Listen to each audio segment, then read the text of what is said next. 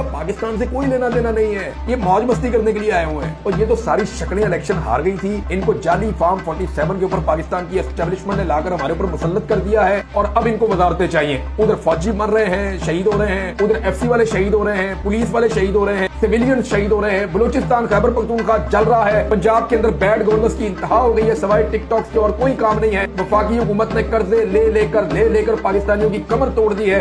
महंगाई के बोझ के अंदर पाकिस्तानी जो है वो इतना आज से पहले कभी नहीं दबा जितना इन्होंने दबा कर रख दिया है। और सिंध की तो हम बात ही नहीं करते, वो तो मुकाबले में आते ही नहीं है। वो तो सुभान अल्लाह करप्शन के मैदान में हमेशा सबसे आगे फ्लाई करते हैं। अभी 9 अरब रुपए का जो है वो बिलावल साहब ने खबरों के मुताबिक, चंद खबरों जो चल रही थी उनके मुताबिक, बिलावल साहब ने 9 अरब रुपए के तमादीदी फंड हासिल कर दिए हैं और सिंध की या सिंध के किसानों के पानी के ऊपर 6 नहरें बनवा दी हैं आसिफ अली जरदारी ने।